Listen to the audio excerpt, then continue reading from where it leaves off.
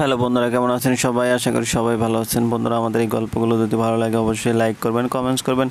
চ্যানেলে যদি নতুন হয়ে থাকেন অবশ্যই সাবস্ক্রাইব করে পাশে থাকা বেল আইকনটি প্রেস করে রাখুন, যাতে নতুন নতুন ভিডিও আপলোড করার সাথে সাথে আপনার নোটিফিকেশনে চলে যায়। আমাদের আজকের গল্প যদি একদিন, পর্ব 31, লেখা সামিয়া খান। দরজাটা খুলে দিহা দেখলো সবুজ প্রায় কাক ভেজা হয়ে বাসায় ফিরেছে। রাত এখন 12টা। অনেকটা দেরি হয়ে গেছে সবুজের আজকে বাসায় ফিরতে। ফ্রেশ হয়ে এসে দেখে দিহা মুখটা গোমড়া করে বেডে বসে আছে, হয়তো কোনো কিছু নিয়ে মন খারাপ। কি হয়েছে বাবু তোমার? জানো সবুজ, আমি না তোমাকে বিয়ে করতাম না, তোমাকে ভালোবাসা সত্ত্বেও নাই তো করে দিছিলাম। জানি, কিন্তু সে কথা এখন কেন বলছো? আমি না করার পরে একদিন মায়া আমার সাথে দেখা করতে আসে, তোমাকে যাতে বিয়ে করি সে ব্যাপারে ওই মূলত আমাকে রাজি করেছে। কিছুটা চমকালো সবুজ। মায়া? জানো, সেদিন আমাকে ও বলেছিল এই পৃথিবীতে যদি কেউ তাকে খুব বেশি ভালোবাসে সেটা হচ্ছে তুমি। দেখেছো কতটা বিশ্বাস তোমার প্রতি ওর। আর তুমি কি করলে? আরিয়ানের থেকে ওকে আলাদা করে দিলে। কি হতো সেদিন যদি তুমি বিয়েটা আটকাতে? বলতে পারো? পাশ থেকে এক গ্লাস পানি খেয়ে বলতে শুরু করলো সবুজ। আরিয়ানের সাথে যখন মায়ার প্রেম হয় তখন মায়া মাত্র 15 বছর বয়সের। বলতে গেলে একটা ছোট বাচ্চা। তোমার কি মনে হয় তখন ওটা ভালোবাসা ছিল? না, ছিল না। আমাদের থেকে অবহেলা পেয়ে মেয়েটা যেন কেমন হয়ে গিয়েছিল। তখন আরিয়ান ওকে সাপোর্ট দিয়েছে, যার ফলে আরিয়ানের উপর কৃতজ্ঞতা বোধ থেকে একটা ভালো লাগা তৈরি হয়েছে, যেটাকে আরিয়ান ও মায়া দুজনেই ভালোবাসা ভেবে নিয়েছে। এটা তোমার ধারণা সবুজ? এদের মধ্যে ভালোবাসা ছিল, তার জন্য 4 বছর পরেও তা ভুলতে পারেনি কেউ। হ্যাঁ, এটা আমার ধারণা, কিন্তু তাতে সত্যতা আছে। আরিয়ানের ভালোবাসাটা ছিল মায়ার প্রতি, কিন্তু মায়ার তা ছিল না। অপরিণত বয়সের প্রেম, কিন্তু মায়া একজনকে ঠিকই ভালোবাসবে, সেটা হচ্ছে দিহান। জানো, কবুল এই একটা শব্দের অনেক জোর। যারা এই জোরটা বুঝতে পারে না তারাই মূলত পরকীয়ার মতো জঘন্য কাজ করে। মায়ার মনে অবশ্যই দিহান জায়গা করে নেবে, শুধু সময়ের অপেক্ষা। হতে পারে তোমার কথা সঠিক, আবার নাও হতে পারে। মায়া, ওরা কি ঘুমিয়ে পড়েছে? হ্যাঁ। তাহলে কালকে কথা বলা যাবে, এখন চলো, ক্ষুধা লেগেছে। এই, তুমি খেয়ে আসো না কেন? প্রত্যেক দিন তোমার জন্য ঢং করতে হয়। আমার জন্যই ঢং তো করবে গো সখী, বলে দিহার গাল টেনে দিল সবুজ। ছাড়ো, ভাব দেখে আর বাসি না। সবুজকে ধাক্কা দিয়ে দরজা দিয়ে বের হয়ে গেল দিহা। পিছন পিছন সবুজও হাসতে হাসতে গেল। সবুজ জানে তার আসতে রাত 3টে বাজলেও দিহা অপেক্ষা করবে। হয়তো এটাই দাম্পত্য, এটাই ভালোবাসা। অনেকক্ষণ ধরে হাতে থাকা ফুলের ছুরিটার দিকে তাকিয়েছে শোভা। ছুরিটা নতুন, তাই অনেকটা শার্প। শোভা ভাবছে কোথায় কাটলে আগে মরবে, গলায়, পেটে নাকি হাতের নাড়বে। আচ্ছা, কষ্ট কোনটাতে বেশি হবে? এই কাজ তারাই করে শোভা যারা সব বিষয়ে হেরে যায়। এই কথাটাই চমকে গেল শোভা। তাকে দেখে হেমন্ত দাঁড়িয়ে আছে, কিছুটা বিধ্বস্ত সে। একটা চেয়ার টেনে শোভার দিকে সামনে বসলো হেমন্ত। জানো শোভা, জীবন একটাই, তাকে কেন এভাবে নষ্ট করবে? কতটুকু উপভোগ করেছো জীবনে তুমি? অনেকটাই করেছি। এত খারাপ মনে হয় কারোর সাথে হয়নি। তুমি ভুল শোভা, তুমি কখনো আশেপাশে তাকিয়ে দেখোনি। দেখলে দেখতে পেতে মানুষ কতটা কষ্টে থাকে, তাও তারা কিন্তু বাঁচে। একটা ধর্ষিতা, একটা পতিতা, একটা পঙ্গন্ড, তার থেকেও কি তোমার জীবন কষ্টের? কোনো জবাব না দিয়ে নিচের দিকে মুখ করে কাঁদতে থাকলো শোভা।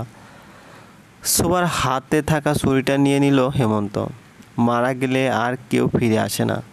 তোমার কতটুকু আমল আছে যা কবরে শান্তিতে থাকার জন্য যথেষ্ট? আর আত্মহনন, এটা যে কতটা জঘন্য তা কি তুমি জানো? এটার বিনিময়ে তোমার ভয়ঙ্কর শাস্তি রয়েছে। তাও কিছু বলছে না শোভা। আমি জানি আরিয়ান যা করেছে তা খুব খারাপ, কিন্তু ওর বিষয়টাও তো চিন্তা করতে হবে, তাই না? ও তো অনেকটা কষ্ট পেয়েছে। আমি জানি, কিন্তু আমি কি করব বলেন? আমি সত্যি জানতাম না বিষয়টা। আমি জানি। এখন তুমি শুধু ধৈর্য ধরতে পারো, দেখবে সব ঠিক হয়ে যাবে। আরিয়ানকে একটু সময় দাও। দেখো, এতে কথার মাঝে ভুল গিয়েছি। তুমি কিন্তু মামি হয়ে গিয়েছো। একটু আগে ওয়ারির ছেলে হয়েছে। সত্যি? আর বুবু? ভালো আছে। এখন চট করে কিছু কাপড় গুছিয়ে দাও তো। হ্যাঁ দিচ্ছি। সোফা থেকে উঠে কিছু দূর গিয়ে আবার ফিরে আসলো শোভা। ধন্যবাদ ভাইয়া। এতে ধন্যবাদ দেওয়ার কিছু নেই, আমি শুধু ভাবছি আমি যদি ঠিক সময়ে না আসতাম তো আজ কী হতো। আর কোনোদিনও এরকম কিছু করবে না। আমি কি বাবুকে দেখতে যেতে পারি? এখন গেলে হয়তো আরিয়ান রাগ করবে। পরে যেও। একটু পরে আরিয়ান এসে যাবে, ওর থেকে অনুমতি নিয়ে তারপর যাবে, ঠিক আছে? রাতে ঠিকমতো ঘুম হয়নি দিহানের। মায়াকে দেখতে দেখতেই প্রায় সময় চলে গেছে। ওর মুখ দেখতে দেখতে না, ও যাতে খাট থেকে পড়ে না যায় সেই খেয়াল রাখতে রাখতে খাটের একদম কিনারা ঘেঁষে শুয়েছিল। হয়তো ঘুমের মধ্যে ওর অবচেতন মন ওকে বলে দিচ্ছিল যে ও একটা পুরুষের সাথে ঘুমিয়েছে। বাইরে থেকে একটু মর্নিং ওয়াক করে ফিরে আসলো ধ্যান। যখনই দরজা দিয়ে ঢুকতে যাবে তখন দেখে দরজায় ওয়াফা দাঁড়িয়ে আছে। পাশ কাটিয়ে চলে যাচ্ছিল দিহান। একটু শুনবেন? অনেকটা অনিচ্ছা সত্ত্বেও দাঁড়ালো দিহান। জি বলো। দয়া করে আমাকে মাফ করে দিবেন, আমি আসলে আপনাকে পাবার নেশায় জ্ঞানহীন হয়ে গিয়েছিলাম। আমি কিছু মনে রাখিনি ওয়াফা, তুমি অনেকটা ছোট, তাই ভুল করে ফেলেছো। আমার ভালোবাসা আপনার প্রতি ভুল ছিল না। অবশ্যই ছিল ওয়াফা, তুমি একদিন সেটা ঠিকই বুঝতে পারবে। জানি না, হয়তো আপনার বাম পাজরে হাড় দিয়ে আপু তৈরি, তাই আপুর সাথে আপনার বিয়ে হয়েছে। জানি না আমি। ভালো থেকো আপা, আর নিজের খেয়াল রেখো। এটুকু বলে আর একটুও দাঁড়ালো না ধ্যান। দরজা দিয়ে ভিতরে প্রবেশ করলো। আর ওয়াফা চোখ ভর্তি পানি নিয়ে তা দেখতে লাগলো। রুমে এসে দেখে মায়া কেবল গোসল দিয়ে বেরিয়েছে। শাড়ি পরার চেষ্টা করছে, কিন্তু তা যে ঠিকমতো পারছে না সেটা শাড়ি পরার ধরন দেখে বুঝতে পারলো দিহান। সেদিকে না তাকিয়ে বিছানায় গিয়ে বসলো দিহান। দিহানকে আসতে দেখে মায়া কিছুটা জমে গেল। কিছুক্ষণ দিহানের দিকে তাকিয়ে শাড়িটা একটু কোনো মতে পেঁচিয়ে দিহানের কাছে এসে দাঁড়ালো। মায়াকে এভাবে দেখে ভ্রু কুঁচকুলো দিহান। কি ব্যাপার মায়া, কিছু বলবে? আমাকে একটু কুচি পরায়া সাহায্য করতে পারবেন? কেন, তুমি পারো না? এর আগেও তো অনেকবার শাড়ি পরতে দেখেছি তোমাকে, তখন কেউ না কেউ সাহায্য করতো। একটু করে দিলে কি হয়? ওকে, করে দেবো, কিন্তু তার আগে আঁচল ঠিক মতো জড়িয়ে নাও। মায়া তাই করে নিল। শাড়ি পরাতে পরাতে দিহান মায়াকে বলল, এত সকালে গোসল কেন দিয়েছো? মাথাটা নিচু করে মায়া জবাব দিল, আসলে অনেক গরম তো তাই। আমার জানা মতে কালকে রাতে বৃষ্টি হয়েছে আর আজকে পরিবেশ যথেষ্ট ঠান্ডা। তারপরে তোমার গরম লাগে? এই মিথ্যা ভং ধরার কোনো মানেই হয় না মায়া। আমাদের দাম্পত্য যে সুখের, সেই মিথ্যা মানুষকে দেখে কি লাভ বলতে পারো? আর কোনো দিন যেন না দেখি এরকম। মায়া কিছু বলল না, হাত বাড়িয়ে শুধু দিহানের হাতে একটা চিমটি দিল। এই চিমটি কেন দিলে মায়া? দেখলাম আপনি গন্ডার নাকি।